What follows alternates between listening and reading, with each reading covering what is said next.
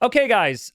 They released a little bit more details on the last Chieftains DLC. Excuse me. So I just want to read through that real quick.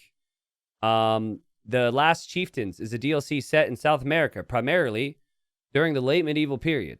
Masters of adaptation to the terrain, continually changing circumstances. The Mapuche, Muisca, and Tupi offer Age of Empires 2 players the game's core unit roster, along with several unique and region-specific assets representing emblematic features of each indigenous people. Veterans and newcomers alike will enjoy approachable, powerful, and immersive new civilizations. Wow, lots of adjectives. So yeah, we already knew the civs, but we want more units, right? We want more details. Mapuche. Throw off the yoke of foreign oppression through the unconventional cavalry and counter-unit tactics. The unique units are the Kona, a melee cav that deals increased damage to injured targets. Okay. The Bolus Rider, a ranged cavalryman whose projectiles slow down enemy units.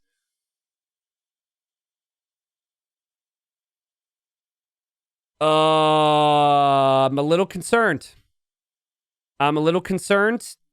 Some critiques of previous DLCs have been that it's not sticking to core gameplay and it's been adding gimmicks. So without seeing it, that feels a little bit outside the realm of standard Age of Empires 2. Interesting. Let's move on.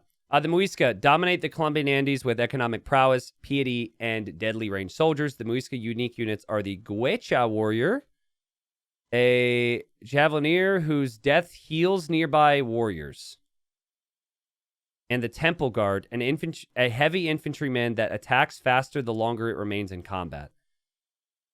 So every unit so far has quite a few new gimmicks added to it. And I'd like to be clear, like, I haven't seen the units yet. I'm not anti-new things, and I get it's really hard when you create with new civs, but I've been worried with recent DLCs, the direction the game is taking, that they're skipping the typical build-up steps in Age of Empires 2, and just the way units interact, it's a little bit worrying so far. I haven't seen anything. So let's chill, but I'm just giving my thoughts. Tupi. Master the jungles and coastlines of modern-day Brazil with infantry and ranged soldiers. Okay, I'm not reading. Let me guess. Let me guess what it does first. I saw Blackwood Archer. It's an archer that gets progressively more HP every time it does damage. An inexpensive ranged soldier that trains in pairs. Okay. That's kind of interesting. And the Ibarra Pema warrior, a heavy infantryman who deals area damage. Okay. Area damage. So damage in a nearby area. We can kind of see some of these guys down here. So basically kind of like similar to a Yorumi swordsman, maybe. Screenshots give us a bit of a clue. Several region-specific assets for increased immersion in South American history. Champi warriors. Faster infantry who could build outposts and excel at scouting, raiding, and fighting ranged soldiers. Available to the Inca, Mapuche, Muisca, and Tupi. Okay, that's cool. So does this replace the Eagle warrior? The fact that it could build outposts is kind of interesting. I wonder if that replaces the Eagle. Or if the Eagles will exist maybe for the other civs. I think Incas don't get Eagles, maybe. Slingers. Deadly ranged soldiers who can spell doom for infantry armies. Slingers serve the Inca, Mapuche, Muisca, and Tupi. Okay, so they keep slingers. Settlements. Buildings that support population and serve as drop sites for all resources. Okay, so we got like an economic building. Those things I find very interesting right there. There's new campaigns. After witnessing the village's destruction, the young warrior Lautaro vows revenge on the Spanish conquistador Pedro de Valdivia. Can Lautaro change his people's fate by mastering Spanish tactics? That's fun. I like that. El Dorado. Commander Hakanchike is forced to build a side between... pick a side between two powerful rulers, yet his true loyalty lies with his beloved Azay.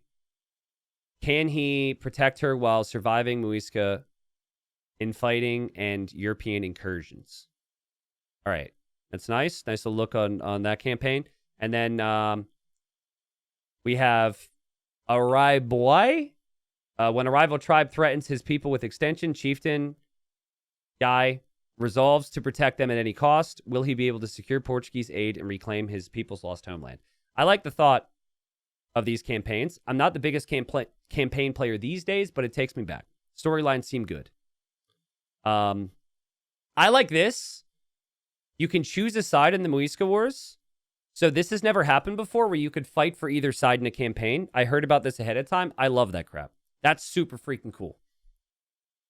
Being able to replay the campaign basically twice on either side of the equation is cool. I also talk about some of the characters. It says train your heroes from the town center and use their unique heroic abilities to strengthen your army. So they don't have heroes in ranked. They've got heroes in the campaign, I'm assuming.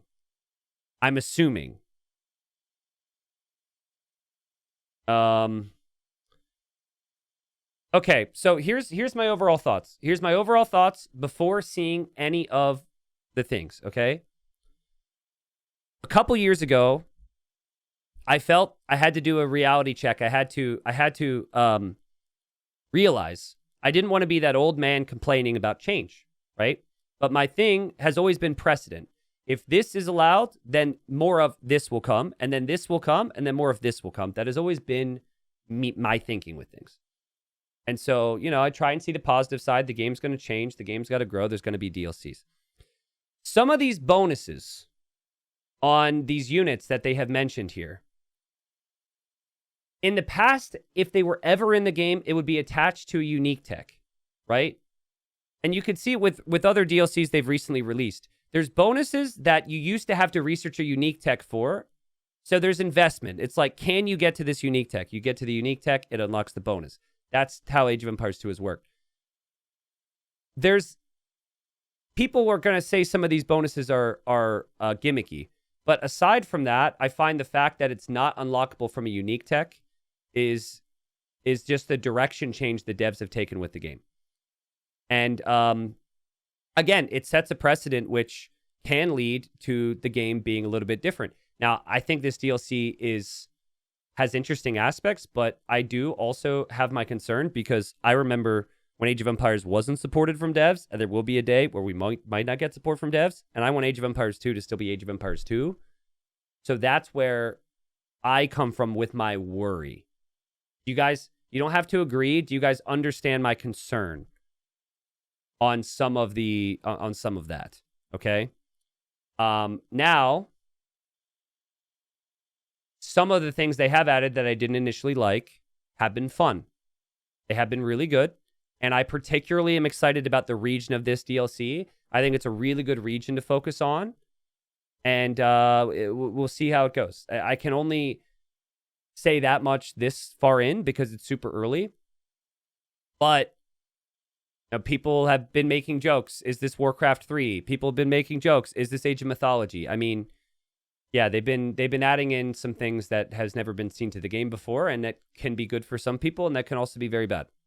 Maybe all the people who think it's bad are just all old men who hate change. See, did that hurt? That hurt. That hurt you. And that's what I felt, too, when people said that about me in the past. But yeah, I just, we'll see. I worry about the direction of the game. And we'll see how it goes. You can pre-order it now. There'll be more videos, more information on this. And I'll keep an eye out and obviously bring good games to you once the DLC comes out. This will also be coming out in the middle of Titans League Season 5. So we'll have some fun with it in a competitive environment. But yeah, that's it for me. Hardy, please don't edit the previous recording of me embarrassing myself.